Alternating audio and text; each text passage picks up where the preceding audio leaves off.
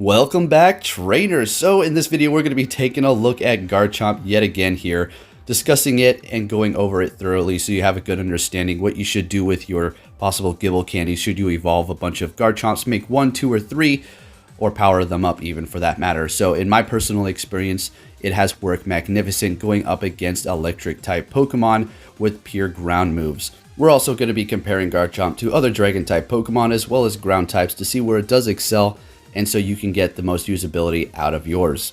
Because as of now, getting your hands on some Gible candies is going to be very troublesome, and once you do, you have to spend it wisely. So with that said, let's go ahead and check all this out.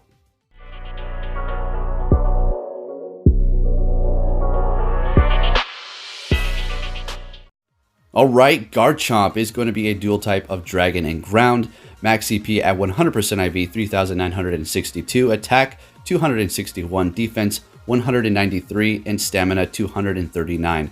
So Garchomp is going to be a fairly well-rounded Pokemon here, defense being its lowest stat and its attack being the highest. 261 is pretty decent, but going up against other dragon types, it is going to have a bit of trouble regarding the competition actually.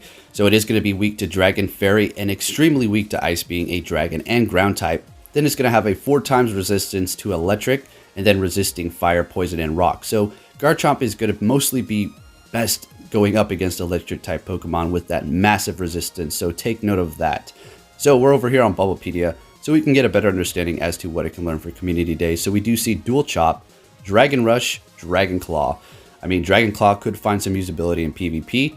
As far as Dragon Rush is concerned, not too sure how Niantic would make that perform. Maybe a 3 charge bar move doing massive damage, maybe a 2 charge bar. And then moving down here, we have various different attacks. Bulldoze is not what we want. Dragon Tail already has that. So we can continue moving on here, Surf and other things. So there's something to take note of. Dragon Breath for the breathing moves. That's pretty good. So it can possibly learn Dragon Breath. Could that be useful in PvP? Yes, very much so. Now taking a look at the move tutor moves. These are what we want to see. Earth Power is what I'm focused on, because as far as a pure dragon attacker, it's going to be good for sure, as we're going to look at. But with Garchomp currently having just 1 charge bar move, Earthquake currently, and resisting all that electric, I think Earth Power would just be perfect for it.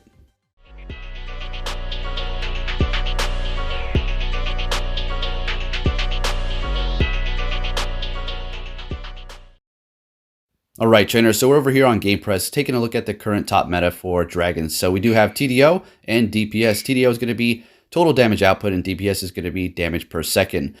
Also, take note, trainers, we do have Gen 5 approaching. Zekrom, Reshiram, Haxorus, and Kyurem.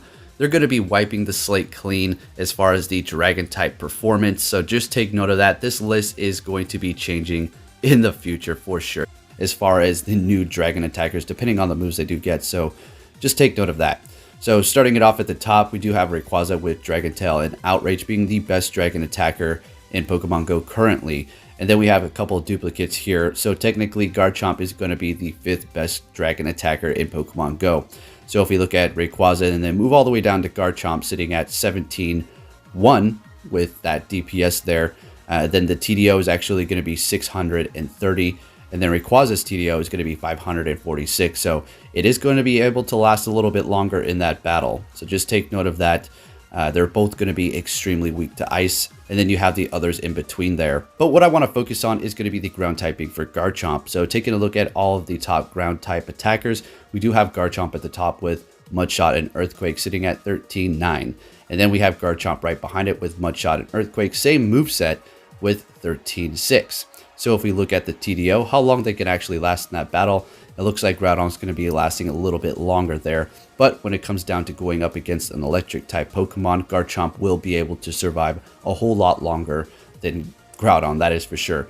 So Precipice Blades, whenever that does get introduced, however it gets introduced, maybe for the primal forms, yes, Groudon is going to just come right back. Say Garchomp does get Earth Power for some sort of Community Day. You're going to look at the numbers here in a moment to see how well it does perform. Garchomp will actually just surpass it easy, just yet again. But there's also something to take note of in that case, and it's going to be Garchomp will be getting a Mega Evolution itself. So if they are able to keep the moves upon Mega Evolving, if we ever get Mega Evolutions in Pokemon Go, Garchomp may be able to make a fighting comeback in that case. So as you can see, the differences here are very minuscule between Garchomp and Groudon there. But on the flip, what if Garchomp did learn Earth Power? Now let's go ahead and take a look at the numbers.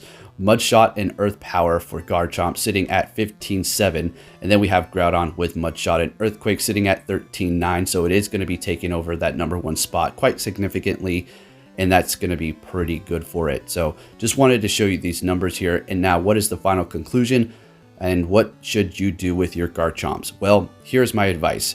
I know everybody wants it. It looks so cool. Who doesn't want a Garchomp registered into their Pokedex, powered up and ready to use to go up against electric type Pokemon or even other dragon types?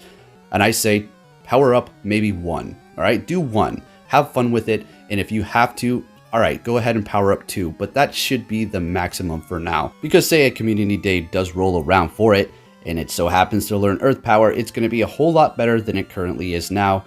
And then if you made like 4 or 5 of them, well, all of a sudden your, Earthquake Garchomps are not going to be as useful, and you kind of wasted a ton of candy. So with that said, traders, if you enjoyed this video, please give it a big thumbs up. Share it with your friends if you found it useful.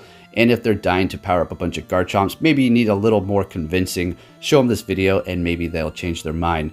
But also take this with a grain of salt. We do not know if it's actually going to get a community day. I'm just kind of giving you a pre-warning now. So thank you for watching, trainers, and I'll be catching you all next time. Take care.